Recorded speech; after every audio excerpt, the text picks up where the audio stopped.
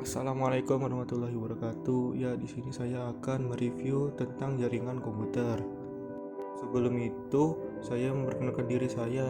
Perkenalkan, nama saya Muhammad Rizky Al-Rahman, NIM 11801062 dari Informatika Institut Teknologi Kalimantan. Di sini saya ada beberapa topik, yaitu pertama, pengenalan jaringan komputer, kedua, OSI layer, ketiga, physical layer, keempat, data link layer, kelima, network layer. Sebelum ke jaringan, kita harus tahu dulu bagaimana sih sejarah dari komputer. Ya, yang pertama, sejarah komputer itu ada 5 generasi. Yang generasi pertama itu menggunakan tabung vakum pada tahun 1946 sampai 1959. Bisa dilihat dari gambarnya itu seperti lemari.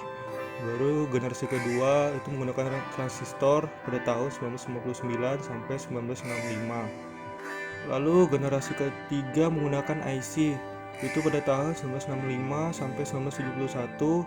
Itu seperti chipset yang mana komputernya lebih kecil daripada generasi sebelumnya. Lanjut, generasi keempat itu menggunakan mikroprosesor 1971 sampai sekarang. Ya, komputer sekarang masih menggunakan mikroprosesor. Dan yang terakhir, generasi kelima itu menggunakan AI sekarang dan sampai masa depan. Ini sangat canggih sekali. Lanjut ke pengenalan jaringan komputer. Apa sih jaringan komputer itu? Ya, komputer semakin banyak, jadi bagaimana kita butuh data secara bersamaan. Nah, muncullah jaringan yang digunakan untuk berkomunikasi untuk menukar data tersebut. Nah, jaringan itu sendiri adalah sistem yang di mana terdiri beberapa komputer, perangkat komputer, dan perangkat jaringan yang saling terhubung dengan media tertentu dan aturan yang sudah ditetapkan. Lalu pengenalan jaringan komputer selanjutnya itu komponen jaringan yang terdiri dari perangkat komputer yang terdiri dari komputer, printer, dan scanner. Lalu perangkat jaringan yang terdiri dari NIC, modem, hub, switch, router, dan firewall. Lalu media yang berupa kabel, non-kabel, atau wireless. Lalu berupa aturan yaitu yang bernama protokol. Bisa dilihat dari gambar paling bawah kanan, itu adalah bentuk dari komponen jaringan. Lalu ada yang namanya protokol. Protokol adalah aturan yang mengatur komunikasi dari beberapa komputer di dalam sebuah jaringan.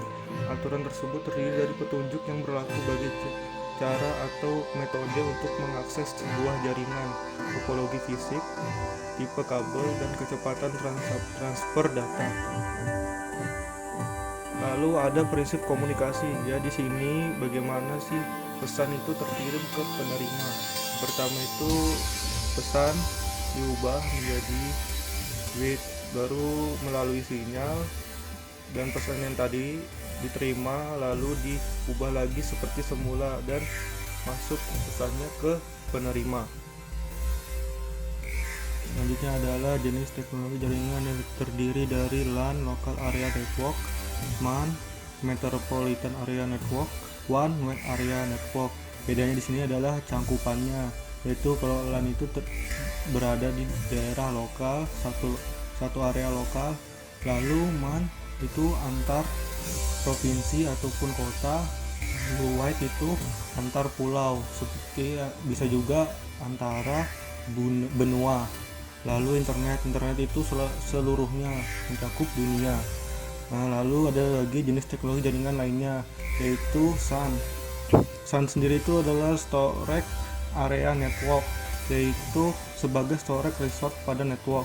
Lalu ada VPN, Virtual Private Network, yaitu jaringan private yang dibangun dengan menggunakan infrastruktur jaringan publik, misal internet. Dengan VPN memungkinkan menggunakan jaringan publik untuk keperluan jaringan lokal dengan keamanan yang terjamin dengan menggunakan sistem tunnel. Lalu ada aplikasi jaringan yang terdiri dari email yang dapat memungkinkan kita saling berkirim surat dengan teman di seluruh dunia. Lalu web, contohnya itu seperti blog yang ada di internet, dengan dapat memungkinkan kita dapat mengambil informasi yang kita perlukan yang dapat di-sharing oleh orang-orang yang ada di dunia.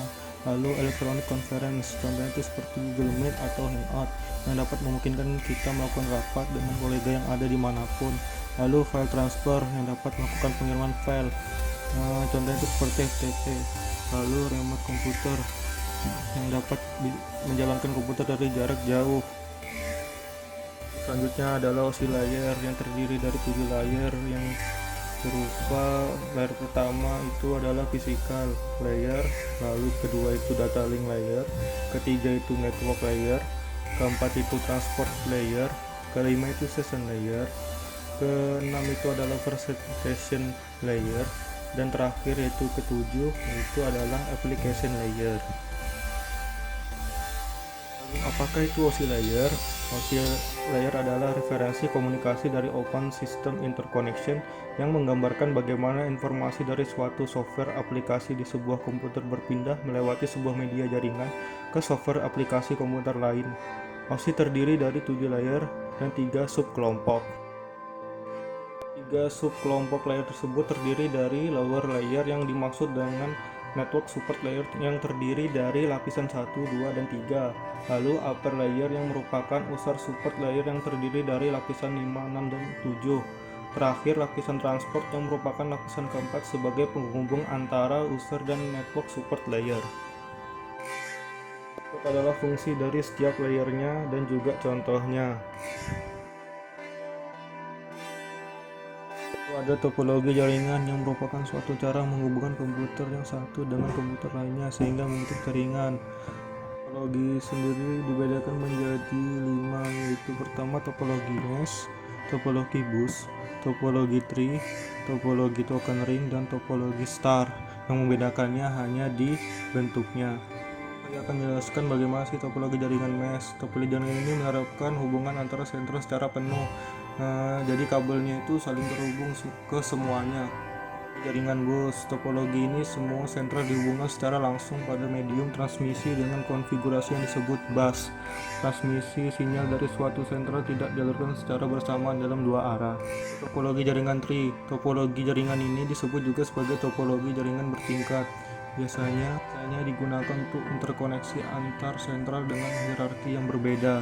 Ada token ring, yaitu cara menghubungkan komputer sehingga berbentuk ring atau lingkaran. Sistem ini setiap sentral harus dirancang agar dapat berinteraksi dengan sentral yang berdekatan maupun berjauhan. Yang terakhir adalah topologi jaringan star.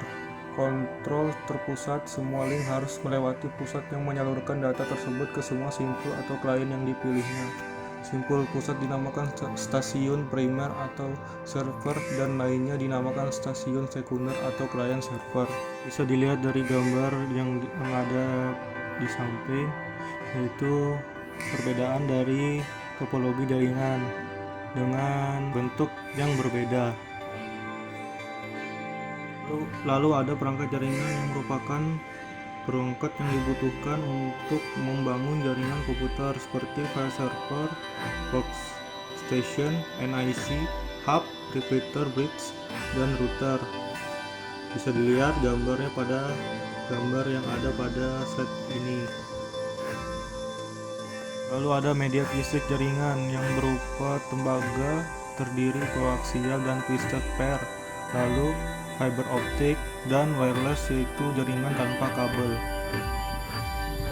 Sendiri bisa dilihat pada gambar pada slide ini. Selanjutnya data link layer yang merupakan layer kedua pada OSI yang bertujuan menyediakan koneksi antar dua komputer atau host dengan menggunakan pengelamatan secara fisik atau hardware addressing. Komunikasi terjadi jika kedua komputer yang berkomunikasi tahu alamat fisik masing-masing. Pengalamatan secara fisik sendiri disebut MAC address yang terdiri dari ID NIC masing-masing komputer. Address sendiri terdiri dari 48 bit yang biasanya ditulis dalam 12 bit heksadesimal dengan ketentuan 6 bit sebagai kode pabrik yang ditentukan oleh IEE dan 6 bit berikutnya adalah nomor serial yang dikeluarkan oleh pabrik. Lalu network layer, protokol lapisan network terdiri dari ARP, RARP, DHCP, dan ICMP dengan aplikasi ARP, ping tracer, dan NBStat. CMP yaitu Internet Control Message Protocol yang mempunyai karakteristik menggunakan IP, dapat melaporkan kerusakan dan tidak akan merespon kepada IP datagram yang tidak memiliki header IP pengirim. format pesannya sendiri yaitu echo reply dan echo request, destination unclickable, lalu time extended dan lainnya. Gambar tersebut merupakan pesan yang ada pada ICMP. Lalu aplikasi ICMP yang terdiri dari ping yang merupakan pengiriman ala IP datagram ke suatu host dan mengukur waktu round trip dan menerima respon. Pesannya sendiri berupa echo request dan reply. Lalu tracer route merupakan aplikasi yang melacak jalur mana saja yang dilalui untuk menuju ke host yang kita tuju. Contohnya sendiri penggunaan ping dan tracer sebagai berikut. Lalu ada ARP, kepanjangan dari Address Resolution Protocol, yang bertugas mengolah pengalamatan logik dan fisik jaringan, lalu mengolah sebuah tabel yang berisi mapping antara IP dan Ethernet card. Lalu tabel tersebut berupa request broadcast ke jaringan. Dan contohnya itu ARP table yang terdiri dari IP address dan MAC address. NBStat yang berbasis Windows yang menampilkan statistik protokol, tabel nama, dan koneksi TCP/IP. Saat ini menggunakan NBT NetBIOS over TCP/IP dengan built-in dalam sistem operasi Windows. DHCP Dynamic Host Configuration Protocol merupakan protokol yang dipakai untuk memberikan IP secara dinamis atau secara langsung kepada klien yang tidak mempunyai nomor IP. Standarisasinya ada dua, yaitu RVC 2131 dan RVC 2132. DHCP juga sebagai pengendali parameter bagi komputer klien, sehingga admin tidak perlu konfigurasi setiap komputer secara manual. Oleh karena itu, DHCP sangat diperlukan dengan jaringan yang besar. Sekian dan terima kasih, kurang lebihnya mohon maaf. Jika kalian suka, klik like. Jika kalian tidak suka atau tidak menyukainya, maka berikanlah saran di kolom komentar. Sekian dan terima kasih.